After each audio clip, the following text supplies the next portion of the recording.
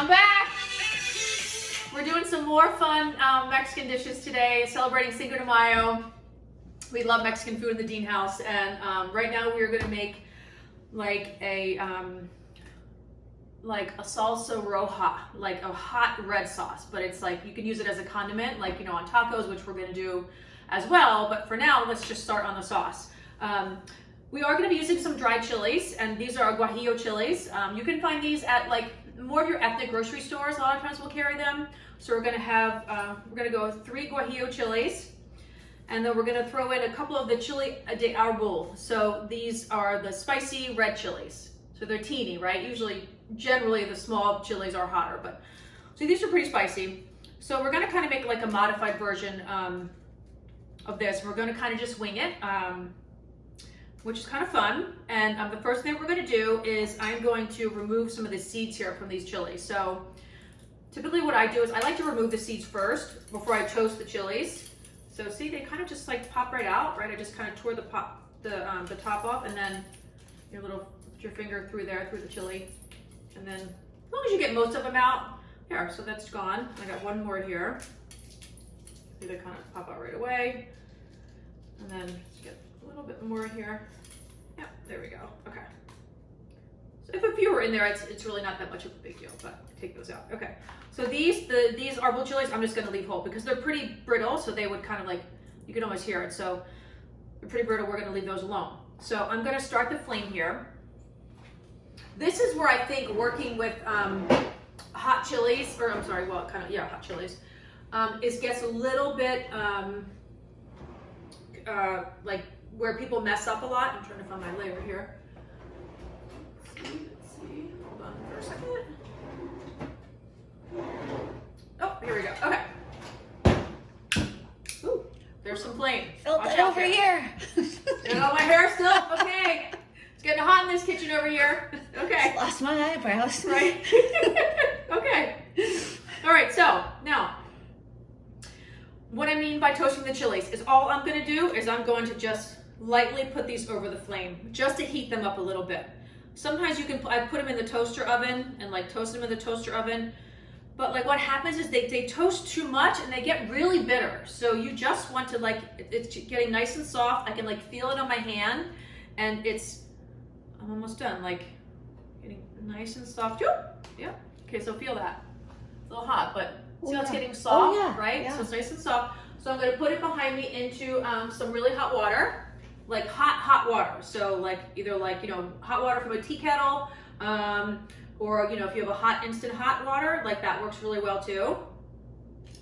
So yeah, this one's almost done. So just lightly, it's just kind of to soften it, but people end up toasting it too long and it gets black. I can smell it all the way over here. Right, you can smell it, right? Yeah. It smells good. It's like the guajillo chilies it's like a really fruity kind of fruity flavor. They're delicious. The arbol chilies, I'm just gonna put those right into the soft water. The hot water. I'm not going to toast those. Oh, we'll see. Maybe, I don't know. See if I can fit them on this little. Ooh, yeah. But yeah, so they are really fruity. So, but that might get my advice is just be really careful. You just want to lightly toast them.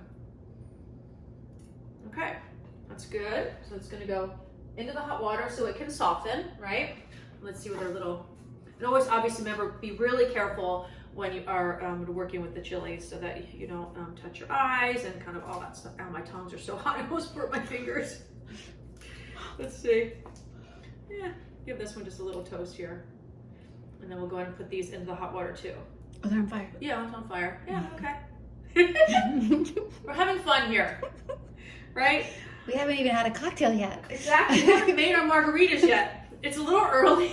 I was like, we cannot. Oh my God. So, see, they're really spicy. Okay, so I'm telling you, these arbol chilies are spicy. Oh my God. Okay, let's toast this one up a little bit. Maybe like fuego. Fuego. It's fuego en la cocina. Oh, yeah, okay, so we got a little smoke. All right, those are going in the water. Okay, so these are going to soften up in our water over there. We're gonna get our little pot on the flame here. We're gonna put a little oil in our pot here, and we are going to start cooking some onions, all right? So I'm gonna throw like a handful of onions here. Yep, like one handful of onions should be good. Yeah, generous handful there. I'm gonna grab some garlic, and we're going to add some garlic, which I need to grab the garlic is here. Okay, so get a couple cloves of garlic. You know, roasted garlic would be delicious in this too. Remember, to roast garlic, all you do is just put it in foil, cut the top off, little oil, and put it in the oven, 350 or so. Yeah, all right. When you don't hear anything, right? So I was like, what's going on here? Okay, now we're just starting to hear it. So you know, use your mind, use your senses. Like, I didn't hear anything, so I turned up the heat, right? You want to hear your food cooking. So here goes. Remember, crunch your garlic there. I'm going to pull the garlic out. So 2 good-sized cloves of garlic here we're going to work with. A lot of times what they'll do for this particular recipe is they will take fresh tomatoes. We don't have fresh tomatoes yet that are really good. So we're just going to be using the canned tomatoes, which I have a can here. They'll take the onion, garlic, and they'll like grill the tomatoes. And they'll use fresh chilies, like meaning a serrano pepper. And they will blend all that up, and then after they blend it, they'll fry it, and then they'll let it reduce. So that's kind of another version of this. So we're kind of modifying, like I said, we're using some dried chilies. Turn it down a little bit. Add a little salt, right? That'll help bring out the water of the onions so they reduce. Get them going. Now, this isn't when I'd want to add the garlic yet, right? Because it's really hot, right? So I want to be careful with the garlic. You don't want the garlic to burn. It looks fine. All right, so the garlic is nice and small. That was a rough chop on the garlic. I'm going to open our tomatoes here. These are whole peeled tomatoes, just regular whole peeled tomatoes, which I definitely want, like, for something like this, I wouldn't want, like, what is it, cubed tomatoes? Like, I don't know, I can't stand cubed tomatoes. To me, they just are so manufactured. The diced tomatoes in a can, I don't know, it just bothers me. So I just like to go with the regular, good old whole peeled tomatoes, or the tomato sauce or something like that. One of those. All right.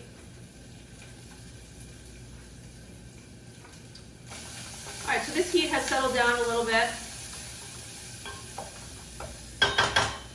Check our chilies here. Oh, they're getting there. Look, this one's getting nice and soft. And yes, we are going to have to puree this, right? I have a hand blender, which we're going to use. I'll let the chilies go a little bit. They look fine. Okay, so I'm going to add my garlic. And I'm going to let this just simmer away and kind of just get soft. And then we will come back to you guys in a minute after we let these onions and garlic soften. All right, we're back. So we've got a little, like, I almost ate my own words and burnt the garlic, but it's fine. It's like light brown, so it's fine. You know, it's not really easy to control this heat here, but it's working fine. All right, so what we're gonna do is gonna add some tomato. This is a lot of tomato. This would make a lot of this sauce, so we're only really gonna use like, you know, half of it, half of the tomatoes here. We're not gonna need all of it. It would be a little bit too much. So I'm just gonna go ahead and pour some of the sauce. Kind of break up these tomatoes a little bit with my hands. I do that a lot with the plum tomatoes. I just use my fingers. They're nice and clean. Just make sure I don't wear it. Usually it ends up kind of squirting me in the face or in the eye, or, you know, on a white counter or white backsplash. So typically it's like, oh, there we go. Right, okay, so a little bit more. There's some sauce. So I would say about half here. One more. Ooh, yeah, gets everywhere. Yeah, so I would say that's about half, right? Which is fine. All right, so now we're gonna, at this point, what we're gonna do is let these onions and the tomato and the garlic, and let these cook down for a couple minutes. And then we are gonna continue to let those soften. Back here, our chilies, we're gonna add them to here and let them kind of soften in this hot mixture. Actually, we can do that now. We can just go ahead and add these in here. You'll see, so here's 1 chili, 2, 3, and then the spicy ones. So we did like I think four spicy ones. Okay, so we're gonna mix all these up. There you go, so you can kind of see what we're looking like here. Right, so there's the chilies and the tomato. And we're gonna let this simmer for a little bit, let it reduce, and then we're going to blend it all up and see how it tastes. Blend this up, so I've added the chilies like you saw in the last kind of minute there, and it's been going for maybe about 10 minutes. The chilies seem nice and soft, and I've determined that we're gonna use the blender for this because I think that will be a better situation. So we're going to carefully get that in here. Wish me luck here. Oh, all right, pretty good. Scrape, scrape, put it all in there. Okay. And I really hope you guys make that guacamole from the last segment with the goat cheese, the mango, the tequila, the lime juice, and the pepitas. So good. So good. I mean, really yummy, yummy. Okay. Amazing. Amazing. All right. Now, when you're blending hot liquids, this is a no-no because the steam will pop the lid off literally, and like it will go everywhere in your kitchen. I've done it. So I've tested that. One time when my kids were little and I had a tutor downstairs or something and it was just a disaster. I was like, oh God. Anyway, it's a mess. So, okay. So I replaced the lid off, and I'm just using a towel here. So the steam can kind of escape, but it won't like kind of go everywhere. So just give it a second. It's gonna be a little bit loud. Let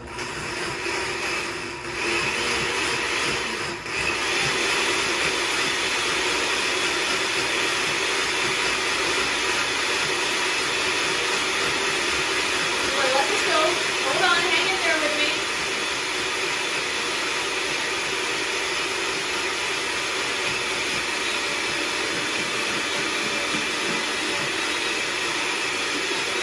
Got me in the eye. All right. I'm going to add a touch of oil here. A little bit.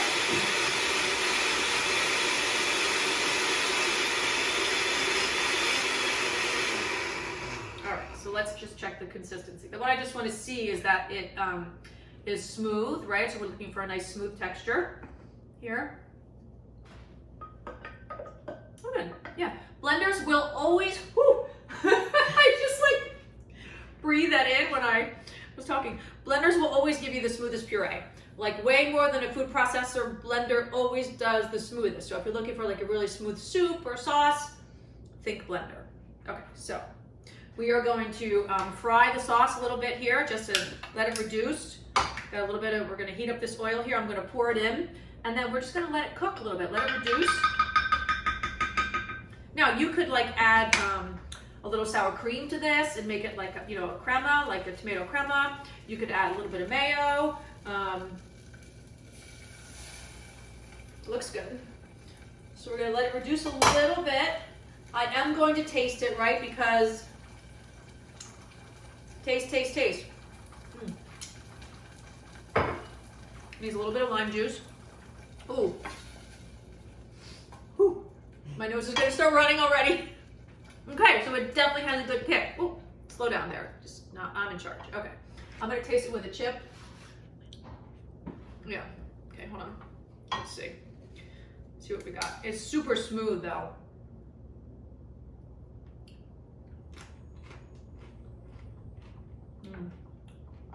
Good. Needs a little bit of salt, a little bit of lime juice, but we're in good shape. So we're just gonna let it kind of sit and simmer. But let me repeat this again. Remember, we started with some onion, a good handful of onion, 2 to 3 large cloves of garlic, and some oil till it got nice and soft. A half a can of, what is it, 28 ounces, I think those cans, like the 28 ounce cans. So basically like 14 ounces of tomato. Even if you had literally like leftover tomato sauce, I've done that. Like leftover, your Ralph tomato sauce or your, I use the Victoria brand. So even if I had leftover Victoria tomatoes, like I would just use that. And then added in the chilies, the spicy chilies, the guajillo, which aren't really spicy, they're more fruity. And the spicy chilies, the arbol chilies. And then let it cook. And it's delicious. It's just a really nice, smooth puree. But we're gonna let it reduce a little bit more. and we'll give it a try in a couple minutes. Okay, so this sauce is delicious. It really has a lot of great tang. So we just let it simmer like for a minute or two, and then we added half a lime, and that lime really kind of just brought up the tanginess and flavor and the depth of flavor.